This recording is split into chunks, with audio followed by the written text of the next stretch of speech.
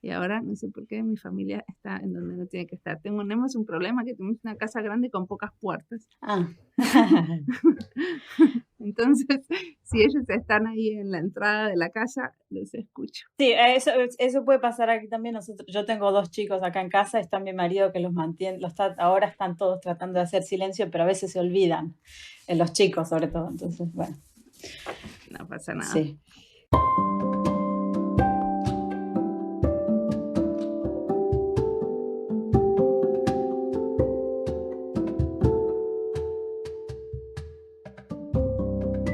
Encontré a Paulina en las redes porque publicó algo que me interesó.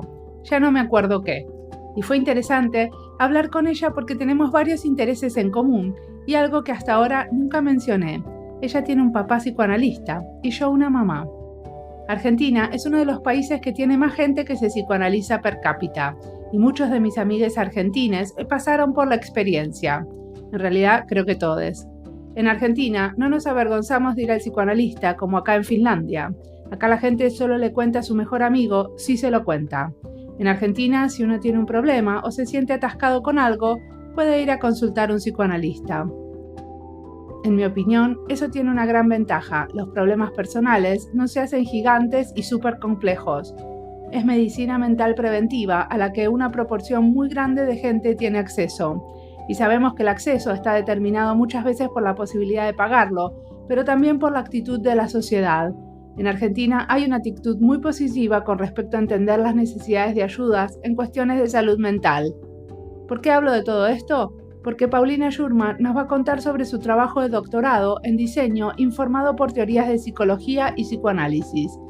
Paulina es investigadora, diseñadora y educadora en diseño. Mi nombre es Mariana Salgado, esto es Diseño y Diáspora.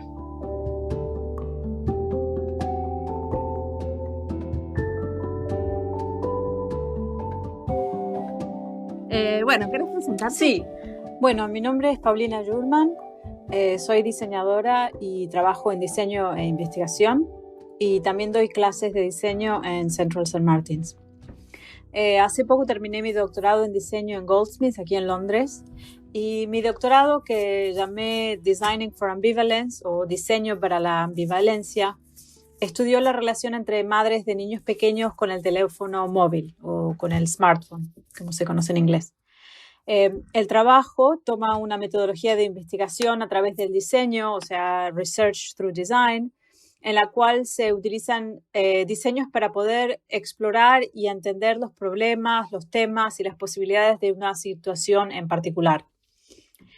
Yo en mi doctorado desarrollé una serie de dibujos y de artefactos críticos y experimentales que utilicé como objetos de conversación con participantes y con varias audiencias en lugares públicos para poder entender mejor las experiencias del uso del teléfono durante el cuidado de niños pequeños y de manera un poco más general tratar de entender las actitudes un poco ambivalentes frente al uso de la tecnología en el ambiente familiar. Ahora, como diseñadora industrial, a mí me parece que estas imágenes de grande idealización sobre la madre están como existen en el diseño de productos de niños y de madres. O sea, hay como una gran representación de las madres que es un poco idealizada, a veces de manera un poco, quizás como hay como mucha presión. Y me interesó mucho el diseño crítico o de critical design que investiga al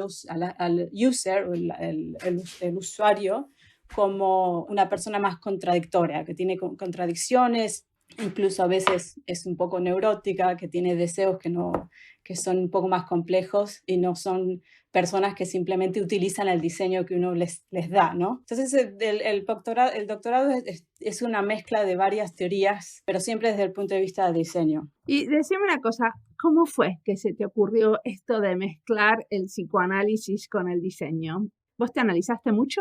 Bueno, siendo argentina, en primer lugar, o sea, Argentina es uno de los países que, sobre todo en Buenos Aires, tiene el mayor número de terapeutas per cápita, más que Nueva York. Y aparte de eso, mi padre es psicoanalista, mi mamá era psicoterapeuta, los amigos de mis padres eran todos psicólogos, o eran filósofos, o era gente todo bastante en ciencias sociales y en humanidades. Y yo me dediqué al diseño simplemente porque quería, digamos, relacionarme con la realidad de una manera un poco más concreta, o sea, quería transformar, viviendo en ese ambiente que era tan de hablar y de analizar, me di cuenta que quería relacionarme con la realidad transformando las cosas materiales o con cierta transformación que no fuera puro análisis, ¿no? Por eso también me atrajo mucho el diseño.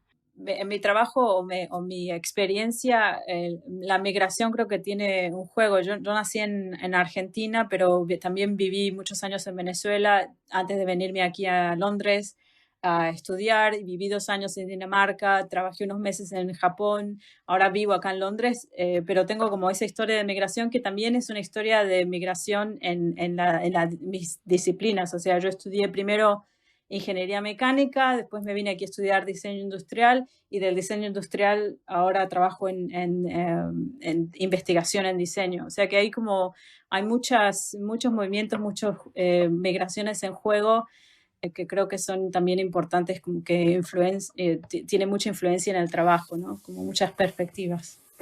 Sí, y también estás como siempre en la diáspora, ¿no? Claro. Porque siempre estás como mirando desde afuera. Sí, desde afuera, porque uno mira la perspectiva de cómo uno se formó, pero después cuando uno la trabaja, uno hace su propia perspectiva, ¿no? Que es diferente de lo que uno estudió. Y lo mismo pasa cuando uno se va de un país a otro, uno tiene una identidad única, ¿no?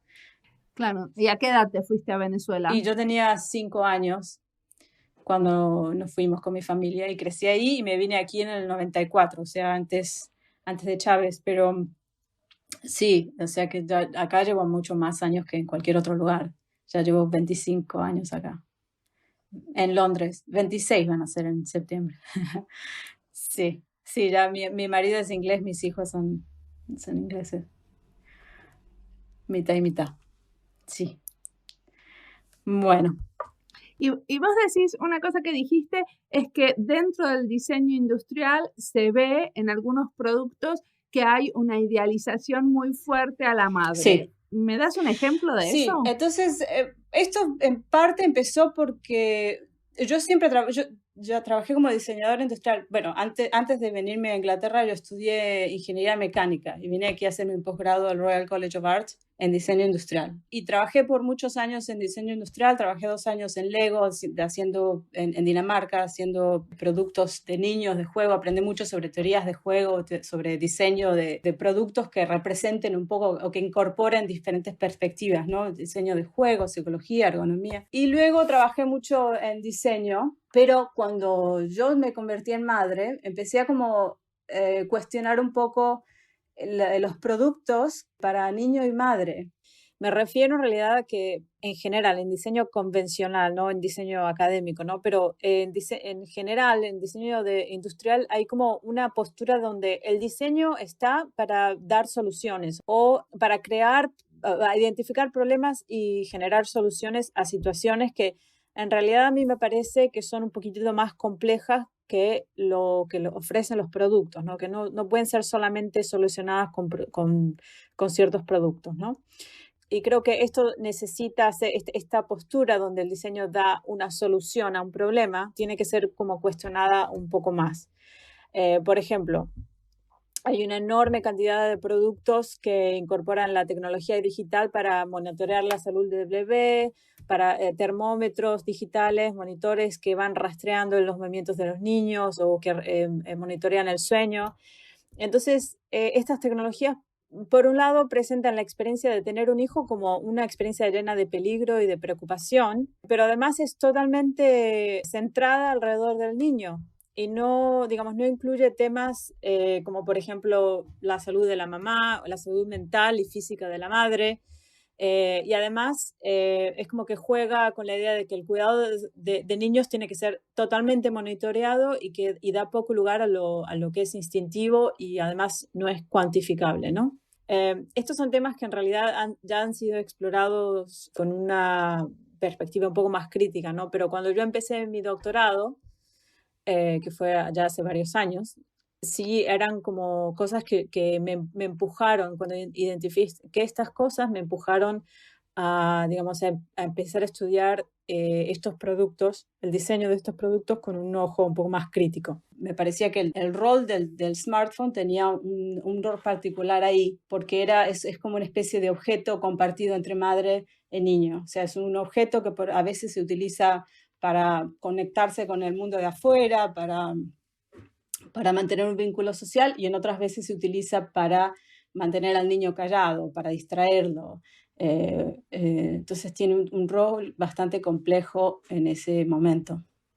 ¿Y vos usaste teléfonos celulares inteligentes cuando tenías a tus hijos? No, Porque, por ejemplo, cuando yo los tuve, ya se había pasado el momento. sí, O sea, no existía, no tenían tantas cosas como tienen ahora. sí. O sea, teníamos un teléfono, pero para llamar. Sí, cuando mis niños eran chiquitos, todavía no empezamos. Empezamos a tener el smartphone cuando mi niña menor tenía como 3 o 4 años.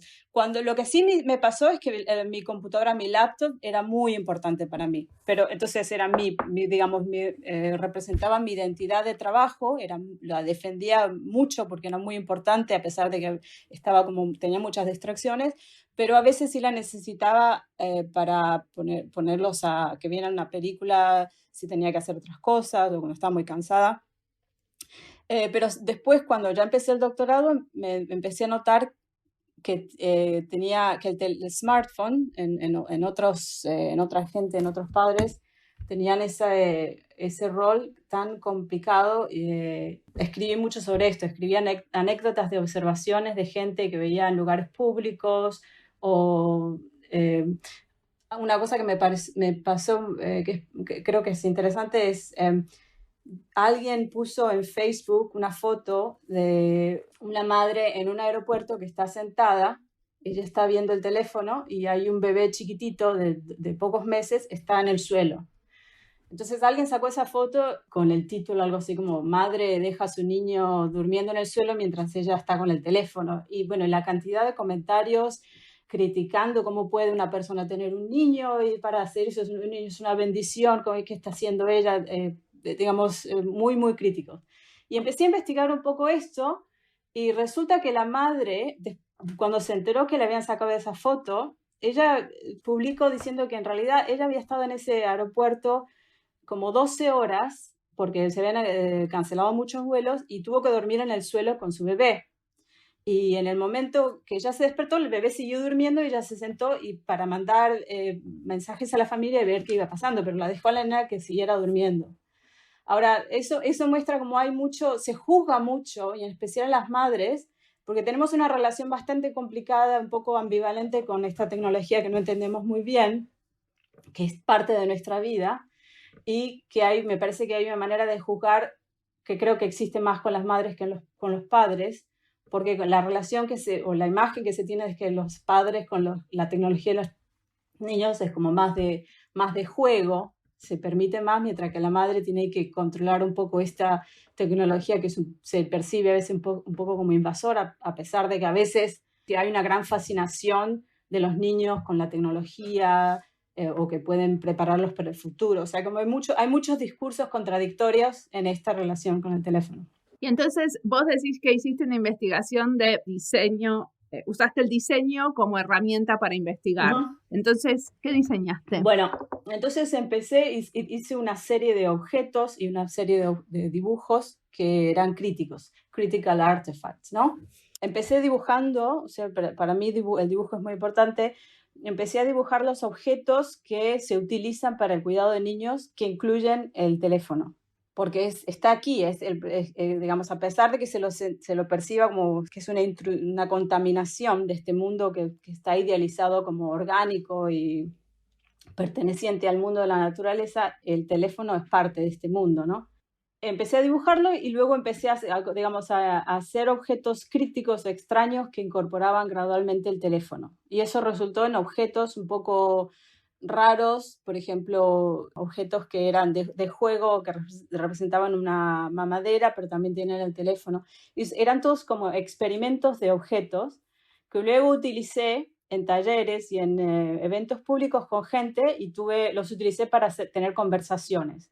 Ahora esa metodología yo creo que me permitió tener conversaciones que no hubiera podido tener en entrevistas normales. O sea, los objetos representaban usos que a veces eran privados, que a veces la gente sentía con cierta culpa o cierta vergüenza por utilizar tanto el teléfono. Y me permitió tener muchas conversaciones con gente que creo que habrían sido un poco difíciles sin esos objetos. Aparte de estos dos objetos críticos, hice dos objetos que son un poco más interactivos con aplicaciones o simulaciones. Uno es una especie de base con ruedas para el teléfono, se parece un poco a estos juguetes de teléfono de Fisher-Price. Y tiene el teléfono y al ser, cuando uno lo tira con la cuerdita, el teléfono protesta. Entonces dice, no quiero jugar, no soy un juguete, llámame con tu mamá, tengo que trabajar, etcétera.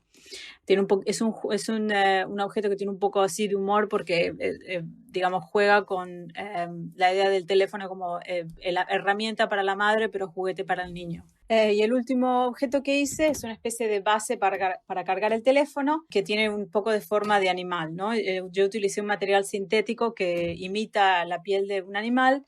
Entonces, cuando uno pone a cargar el teléfono, yo le hice una especie de diseño gráfico que parece como si la cara del teléfono estuviera durmiendo y le puse unos sonidos de ronquidos. Entonces, es una especie de metáfora de poner a dormir el teléfono, que ponga a dormir la siesta, y es una metáfora bastante entendible y familiar para niños pequeños. Y es como que una especie de invitación para poder tomar un descanso del teléfono, que el teléfono tiene que dormir. Y digamos, esta colección de objetos, yo las utilicé como objetos de conversación con diferentes participantes y para poder entender mejor la relación compleja con el teléfono en el cuidado de niños pequeños. Pero entonces vos con los resultados, vos analizás mucho de lo emocional de cómo se relaciona la gente con esos objetos, ¿no? Como que por un lado le dan como una responsabilidad al objeto, pero a la vez les da vergüenza. Todas esas como emociones que salen en relación al objeto. Después, vos trataste de eso, dárselo a alguien que esté diseñando teléfonos móviles. No, simplemente lo publiqué y lo mostré. Y aparte de los talleres, hice también exhibiciones y charlas. Entonces hice una en el V&A donde venía gente del público y me preguntaba o me contaba anécdotas o se fascinaba mucho. Había gente que los miraba y al ver esos objetos que representaban comportamientos que a veces son privados o que la gente no quiere mostrar, al verse representados es como que venían y me hablaban de ello, de lo que ellos en realidad les pasaba. Me parece que era como mostrar comportamientos contradictorios que la gente hace. La gente es contradictoria y en realidad en diseño a veces se nos olvida eso. Uno piensa que simplemente por imaginarse cómo va a funcionar un objeto o la solución que va a crear, que realmente la persona que lo usa se va a comportar así. En realidad la gente va a utilizar las cosas a su manera y muchas veces de maneras inesperadas. O sea, como que estos eran como disparadores de conversaciones sí. sobre la relación que tenía la gente con, o sea, que vos en vez de hacer entrevistas a la gente, los ponías en una exposición y te ponías a charlar con los visitantes de la exposición. Sí, los objetos los armé, los construí, había unos que simulaban que funcionaban. Yo empecé, primero hice lo que se dice recruitment, o sea, llamé y hice los talleres con gente. Después hice una exhibición en el Museo de Freud, donde gente venía y miraba los objetos y me preguntaba sobre esto y también de una charla. Luego en el V&A, hay una plataforma que se llama Show and Tell, que es para diseñadores y artistas que trabajan con tecnología, donde muestran sus experimentos o diseños al público y la gente viene y te pregunta. Perdón, ¿qué es el V&A? El Victoria and Albert Museum. Ah, ok, sí. Sí, entonces mostré esto en el Victoria and Albert Museum y la gente venía y me preguntaba de qué era el proyecto o me contaba sobre sus experiencias. Otros me decían que no le parecían buena idea. Sí, es como que todos estos eventos con diferentes gentes y en diferentes contextos me permitieron entender un poco, digamos, la relación compleja que existe con estas tecnologías en el contexto que estudié, ¿no? Que es el cuidado de niños pequeños. Uno que a mí me encantó cuando lo vi es ese donde tenés como una especie de bomba para sacar la leche de la madre, pero que está como incorporado a una cámara de vigilancia. Ah, es un dibujo esto. Es un dibujo, sí. Sí, entonces una de las cosas que desarrollé a partir del doctorado es que yo empecé a dibujar mucho en el doctorado y lo utilicé después para desarrollar los artefactos. Pero después que terminé el doctorado me continué con el dibujo, ¿no? Con dibujos, con especulaciones a través del dibujo. Y todos utilizando acuarela. Y si bien al principio en el doctorado utilizaba lápiz y acuarela, digamos, para colorear, después empecé directamente a dibujar con acuarela. Y esto me permitió, digamos, me permitió varias cosas. Por un lado, relacionarme con el proceso de dibujo, de entender o explorar objetos o tecnologías o artefactos a través del dibujo, ¿no? Y después de entenderlos y dibujarlos, cambiarlos o explorar las posibilidades que tienen o especular sobre las posibilidades. Entonces, a veces eso consistía en dibujar dos objetos que no tenían nada que ver y después dibujarlos juntos y ver qué resultaba de esa combinación. Entonces, claro, una máquina para sacar la leche con una cámara, ¿qué significa? ¿Qué te hace? ¿Qué preguntas o qué conversaciones puedes pensar a través de eso? Entonces, estas son cosas que he estado desarrollando últimamente después de mi doctorado, que es el uso del dibujo en especulaciones. ¿Y qué vino después de esto? O sea, ¿de qué hablaron con la madre? No, el dibujo es... le mostraste sí, ese dibujo vino después. En las conversaciones que utilicé con las madres, utilizaba los objetos que armé y también los dibujos. Entonces, conversaciones como, por ejemplo, había una madre que me decía que ella sentía un poco de culpa de haber utilizado la tecnología cuando cuidaba a los niños, pero que a su vez le parece que esta culpa y estos miedos, estos temores a la tecnología son bastante viejos, que vienen desde la televisión, por ejemplo. Hablaban de, qué sé yo, de gente que, me relataba una amiga suya que se medio disculpaba con gente, incluso gente que no conocía cuando contaba de cómo necesitaba utilizar la tecnología para mantener a los niños callados, o cuando tenía, por ejemplo, si tenés dos niños, tenés que darle el pecho a uno y el otro no te deja, entonces ahí le enchufás el teléfono, o si estás en un lugar público donde todo el mundo te está mirando, ¿por qué no haces callar a tu niño? Entonces le das el teléfono y después todo el mundo te está mirando porque le diste el teléfono, o si vos estás usando el teléfono, todo el mundo te está mirando porque no le prestas atención. Entonces hay como, el teléfono realmente exacerba lo que ya existe, ¿no? Cómo se juzga la maternidad. La maternidad, sí. Es muy interesante, pero en tu trabajo tampoco intentás hacer ningún tipo de recomendación, porque bueno, también hay muchas cosas que se pueden hacer con el teléfono, ¿no? O sea, por ejemplo, hace poco yo hice un viaje con mi hijo y escuchamos libros juntos usando una app del teléfono. O sea, como hay muchas cosas de las que se pueden hacer que están buenísimas, pero ese no era como el objetivo, ¿no? El objetivo era como entender las emociones y cómo uno se conecta con los aparatos y dispositivos de la tecnología. Sí, es uno de los objetivos, y el otro objetivo es tratar de explorar, digamos, las madres como usuarios un poco más complejos de lo que en realidad se representan en diseño, ¿no?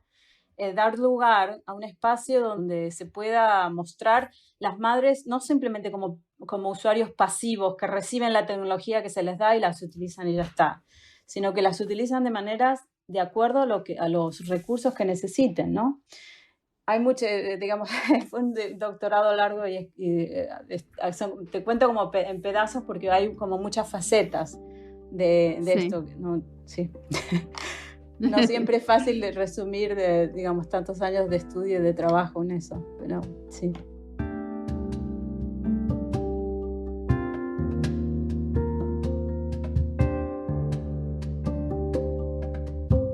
Si siguieron este podcast desde el principio, se deben haber dado cuenta que el tema del diseño crítico o especulativo me interesa especialmente.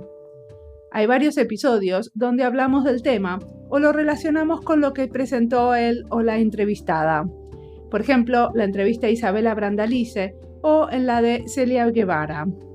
En este último, hablamos de las utopías urbanas y cómo el trabajo con utopías sirve para informar cómo pensar el futuro. En el trabajo de Paulina me pareció especialmente interesante cómo cuestiones ligadas a la vergüenza de las madres podrían abrirse y explorarse a través de artefactos críticos.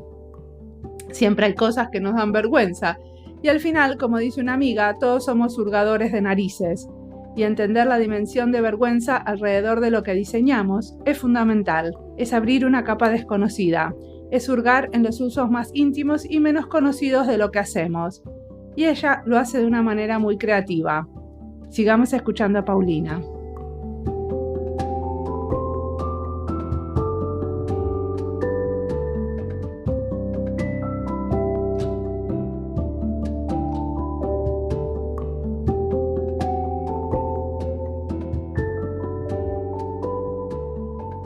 Y decime, ¿y ahora qué viene después? ¿Qué te imaginas haciendo? Bueno, estoy escribiendo, sigo con el dibujo, dibujo mucho y estoy escribiendo sobre esto y quiero hacer más talleres para utilizar, digamos, dibujo de manera especulativa. Yo terminé el doctorado hace unos meses y empecé todas las propuestas y escribir cosas para digamos, de postdoc. Lo que pasa es que con el virus está todo en suspenso, está todo medio suspendido, entonces tengo que esperar a ver qué pasa, ¿no? Mientras tanto, yo escribo, estoy escribiendo para conferencias y cosas así, y sigo dando clases desde mi casa, ¿no? Perfecto. ¿Y que te imaginas como investigadora? ¿Vas a seguir investigando el mismo tema?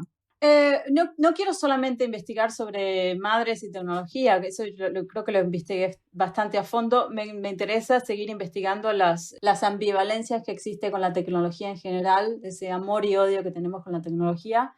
Pero quisiera investigar también, digamos, la relación con los artefactos y el cuerpo. Eso también me interesa. Es algo que esa mezcla. Digamos, por ejemplo, la bomba para sacar la leche es un objeto bastante odiado por muchas madres y es una mezcla un poco extraña entre la tecnología, el cuerpo, los fluidos, lo que está dentro y después se saque afuera, lo que es cuantificable pero no es cuantificable, la imagen que muchas madres tienen de la cantidad de leche que tienen que producir y que después ven lo poquito que sale y cómo estas tecnologías en realidad no estimulan a que salga más leche. Es como son tecnologías que representan un poco la posición de la mujer y el cuerpo de la mujer en la ciencia y en la ingeniería, ¿no? Y creo que estudiar esto me interesa mucho, ¿no? Creo que hay algo ahí un poco extraño, que hay mucho lugar para especulaciones. Bueno, pero en realidad sí, si uno se saca más leche, genera más leche, ¿no? Sí, bueno, en realidad primero uno no sabe cuánta leche sale cuando uno le da directamente del pecho. No sabes. Sí. Lo que pasa es que una vez que una de las cosas que sucede, y eso me contó alguien que parece también, uno piensa que es muchísima la leche y cuando utilizas con la máquina al parecer sale poquito. Es menos de la gente se imagina. Creo que a mi experiencia, por lo menos, yo me acuerdo juntándome con otras madres que contaban como si hubieran sacado litros y litros de leche y a mí me salió muy poquitito y es como son tecnologías que al contarlas es como que te comparás, ¿entendés? Comparás con esa imagen y digamos, es otra tecnología que te hace pensar que a lo mejor no estás haciéndolo bien o que tu cuerpo no funciona bien o no funciona como debería, o sea, son como... Sí, yo nunca la pude usar, por ejemplo. Sí. Intenté alguna vez y me resultó un embodrio terrible estar ahí sacándose. Sí, es horrible. No. Es horrible. No. Sí, es horrible, te sentís una vaca. Te sentís una vaca y, por ejemplo, mucha gente los utiliza en el trabajo, depende del país, ¿no? Hay diferentes culturas que tienen diferentes actitudes, pero muchas veces tiene que ir al baño. O sea, ¿quién se siente que le va a salir la leche si va a estar en un baño ahí en el trabajo? ¿Entendés? Entonces son como tecnologías que, no sé, como que le hacen uno sentir muy extraño, muy raro y incompetente, no sé. Eso es interesante, porque es verdad que yo amamantaba en cualquier espacio público y no me daba nada de vergüenza, pero ponerme a sacar con una bomba, por ejemplo, me daría más vergüenza que amamantar a un bebé. Sí, son muy extraños. Es interesante que es así. Sí. Bueno, ahora también es muy interesante todo lo que está pasando alrededor de la copa menstrual, Ah, sí, eso también. Sí. ¿no? Porque es como un nuevo elemento que para mí es la octava maravilla. Mm. O sea, me parece maravilloso que se creó eso y que los gobiernos tendrían que comprarlo y regalarlo a todos Sí, para dejar de producir tanto material sí, que se desecha, sí. ¿no? No es tan nueva, porque hoy vi una propaganda de alguien que lo diseñó, pero no sé, hace como algunas décadas. Lo que pasa es que me imagino que recién hace poco lo están produciendo en masa, no sé. Bueno, una cosa que nos pasó a nosotros hace poco es que le tuve que comprar, no sé, acá por ejemplo todos usan cepillos de dientes eléctricos, entonces le tuve que comprar uno a cada uno de mis hijos. Y el cepillo eléctrico de dientes viene con un dispositivo que se pega al espejo del baño para poder poner el teléfono celular mientras te lavas los dientes. O sea, que no estés lavándote los dientes ni siquiera esos 3 minutos que estás lavándote los dientes sin algún tipo de estímulo. Sí, sí, bueno, sí, están en todos lados. Me pareció súper interesante la combinación porque a mí nunca se me hubiera ocurrido, porque en general cuando me lavo los dientes puedo pasear por la casa, pero no, en Sí. general no estoy mirando el teléfono. Bueno, y también hay algunos que vienen me parece que te avisan a los 3 minutos también. Bueno, hay muchas cosas, muchas tecnologías. Vamos a ver qué va a pasar después de esta época, ¿no? Porque creo que una de las conversaciones que se puede tener ahora es qué lugar tiene, digamos, el diseño especulativo en este momento, donde en realidad hay una gran necesidad digamos, de soluciones directas. Yo, por ejemplo, me parece que probablemente en investigación va a haber más dinero para cosas que tengan que ver con la salud, con la vacuna, con, digamos, más aplicaciones más directas, ¿no? Sí. Decime, ¿y qué cosas te inspiran en este momento? Bueno, a mí me gusta mucho leer muchas cosas. O sea, hace poco estuve leyendo Elena Ferrante de nuevo, que me encanta. Sacó uno nuevo ahora, ¿no? Sí, ese no lo he leído. No, el que leí hace poco, algo de amores, no sé, no me acuerdo, pero sí es muy interesante. Después Pero no es la serie No, esa la esa. leí hace poco. Creo que la que estuve leyendo ahora fue una de las primeras novelas. La serie la leí también, me encantó. Yo creo que ella es fantástica. Pero también estoy leyendo un libro sobre la historia de las mujeres y las máquinas. Estoy leyendo un poco de data feminism. ¿Cómo se llama el de la historia de las mujeres y las máquinas? ¿Es en inglés? Sí, a ver, espera. Se llama Women and the Machine y es Julie Wosk. A ver. Perfecto. Eso sí. Y está bueno. Sí, está bien, estoy leyendo, digamos, lo leo de a pedazos. Y otra cosa que estoy viendo mucho es estoy buscando dibujos de artefactos. Me gusta mucho dibujar artefactos. Ahora estoy dibujando secadores de pelo. Y también, aspiradoras. O sea, se parecen mucho las aspiradoras de los años 60 y los secadores de pelo viejos. Eran como máquinas que todos con tubos, parecen como si fueran aliens, con todos esos tubos. Y me gusta mucho dibujarlas con acuarela también porque creo que las desfamiliariza. La desfamiliarización en investigación en diseño es una propuesta hecha por Bell, Blythe y Sangers. Ellos son académicos en el área de la interacción entre humanos y computadoras. Y ellos sugieren que las tecnologías domésticas ya son tan familiares y tan conocidas y llenas de asociaciones culturales que es necesario tratar de desfamiliarizarlas, o sea, entenderlas como si uno las viera por primera vez o narrarlas de manera totalmente extraña. A mí me parece que esta técnica, que es principalmente literaria y que, por ejemplo, Julio Cortázar utiliza cuando él da instrucciones para subir los escalones, por ejemplo, donde narra una situación que es bastante familiar, pero de manera como si uno la viera por primera vez. Esta técnica también existe, también se puede utilizar en diseño, ¿no? Y en mi trabajo yo utilizo la acuarela para desfamiliarizar las máquinas y las tecnologías. No, es así. Yo cuando veía tus dibujos, aparte porque vos no tratás de ser hiperrealista con No, la acuarela, no. eso les da como un toque como muy humano y hasta un poquito infantil, Sí, ¿no? sí. Sí, eso me gusta mucho y además lo que me gusta de la acuarela es que no es un método preciso, no es, o sea, en realidad los dibujos de máquinas, sobre todo los dibujos técnicos, son todos con líneas muy rectas, muy finas, muy precisas. Y a mí me parece que en la acuarela son poco precisas, pero invitan mucha narrativa y son como bordes que se mezclan, que se mueven, son impredecibles porque cuando pones la pintura en el papel se mueve de manera impredecible y eso me gusta mucho porque, digamos, es como que te libera mucho, estás dibujando algo y dejas que en parte la acuarela también define lo que vas dibujando. Y sí, son dibujos que no son súper precisos, pero al no ser súper precisos y ser medio raros o extraños o donde se mezclan, creo que genera mucha narrativa y posibilidades. Es como que laten con posibilidades de lo que podría ser, cómo podría cambiarse, cómo podría dibujarlo esto de nuevo en conjunto con este otro objeto y qué pasaría si se fusionan, por ejemplo, qué es lo que hice con lo que hablamos anteriormente de la cámara y la mamadera. Me dieron ganas de dibujar. Sí, dibujar es maravilloso. A mí, yo siempre Tengo que ir a buscar las acuarelas. bueno, no tiene por qué ser con acuarelas. A mí me gusta mucho con acuarelas, pero yo a los estudiantes de diseño con los que trabajo siempre les digo que dibujen y es una pena porque creo que se ha perdido mucho, digamos, la práctica del dibujo. Sí. A pesar de que los diseñadores industriales que yo conozco aquí en Londres, digamos, el proceso de diseño es muy importante, ¿no?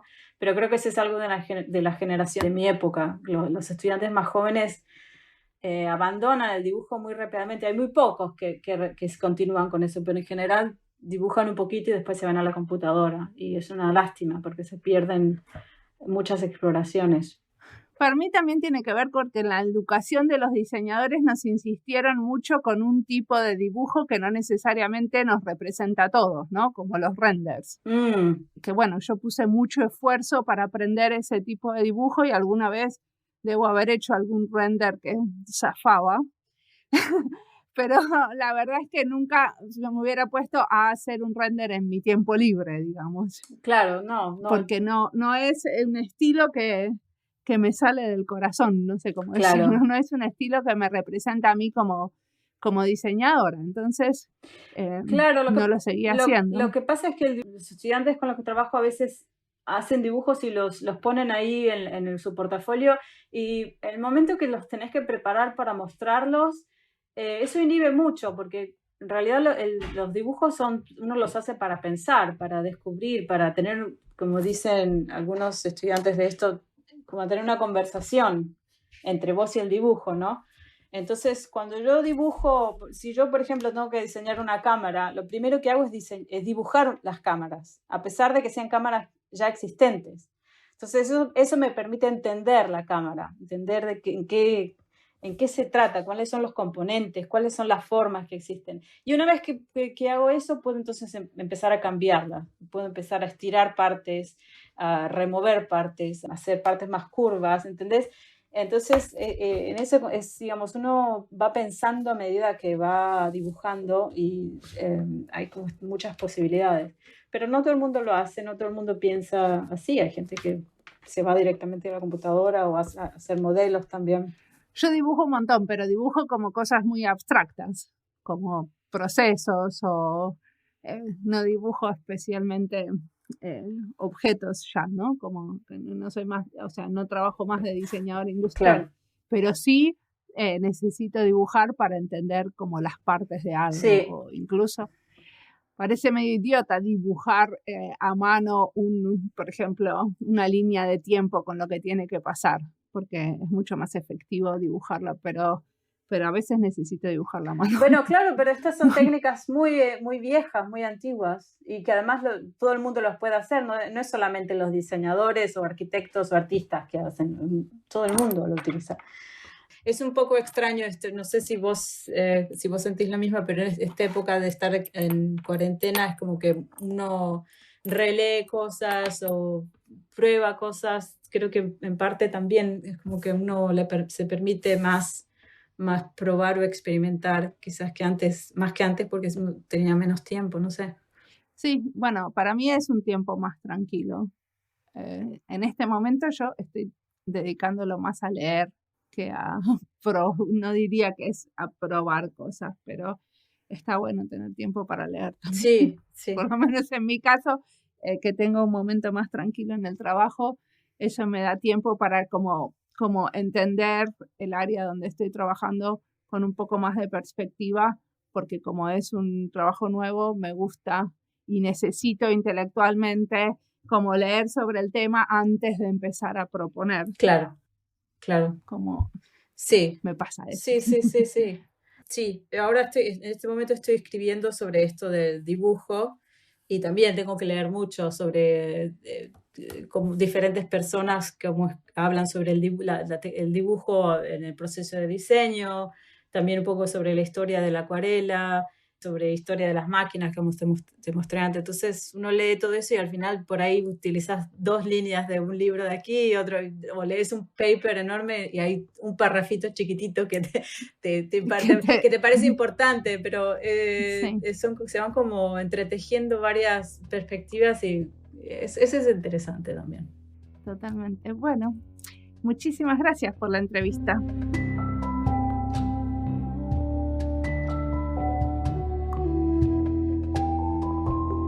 Algunas entrevistas me inspiran y otras me convocan directamente a la acción. Esta fue una de ellas.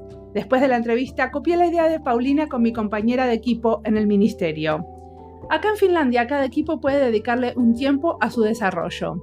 Esos días, que son solo un par por año normalmente, hay un tiempo libre y algunas actividades para pensar el futuro. Ese día propuse dibujar artefactos críticos relacionados con la seguridad, con acuarelas. Dibujamos cada una los suyos, después las otras teníamos que comentar y tratar de adivinar de qué se trataba. Fue muy interesante lo que salió. Lo que todavía no hicimos es usar esos dibujos para abrir la discusión con otros colegas o ciudadanos, pero los dibujos los publicamos en nuestra cuenta de Twitter y los compartimos. Les recomiendo probar esta maravillosa idea de Paulina. Dibujar con acuarelas es un relajo para muchos de nosotros, los diseñadores acostumbrados a usar marcadores y tratar de ser precisos. La soltura del material inspira también a soltar las ideas y dejarlas volar. Gracias, Paulina, por la charla, la idea y la inspiración. Como siempre, la música del podcast es de Antonio Zimmerman. El diseño de sonido es de Andy Fecci. Este podcast está publicado con licencias de Creative Commons con Attributions. Esto fue Diseño y Diáspora. Pueden seguirnos en nuestras redes sociales, en Instagram y Twitter, o visitar nuestra página web diseñoydiaspora.org. No olviden de recomendarnos. Nos escuchamos en la próxima.